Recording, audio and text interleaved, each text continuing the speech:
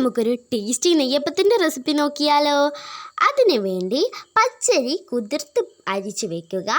അല്പം ശർക്കര ആവശ്യമുണ്ട്, 3 മതിയാകും. ജീരകം, ഏലക്കായ എന്നിവയും ആവശ്യമാണ്.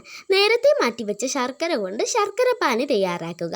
നല്ലൊരു കൺസിസ്റ്റൻസി ആകുമ്പോൾ മാറ്റിവെച്ച് ഒരു മിക്സിയുടെ ജാറിലേക്ക് നമ്മൾ നേരത്തെ തയ്യാറാക്കി വെച്ച പച്ചരിയും അല്പം ജീരകവും ശർക്കര പാനിയും ചേർത്ത് ഒന്നരച്ചെടുത്ത് എടുക്കാവുന്നതാണ്.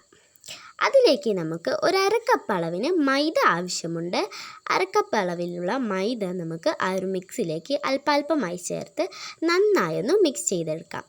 ഗ്യാസ് കത്തിച്ച് പാൻ വെച്ച് അതിലേക്ക് നെയ്യ് ചേർക്കുക. നെയ്യ് നിങ്ങൾക്ക് ആവശ്യത്തിന് ചേർക്കാവുന്നതാണ്.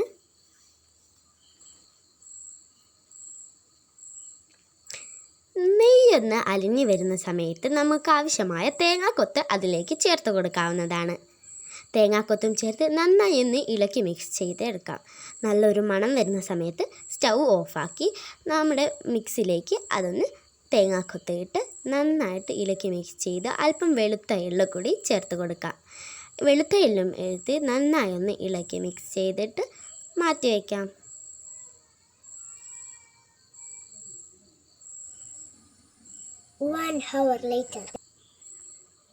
നേരത്തെ നമ്മൾ ഇളക്കി മാറ്റി വെച്ച മിക്സ് എടുത്ത് സ്റ്റൗ ഓൺ ചെയ്ത് ഒരു തവ വെച്ച് അതിലേക്ക് ആവശ്യത്തിനുള്ള വെളിച്ചെണ്ണ ഒഴിച്ച് നമ്മൾ നേരത്തെ തയ്യാറാക്കി വെച്ച അപ്പത്തിൻ്റെ മിക്സ് ചേർത്ത് കൊടുക്കാം.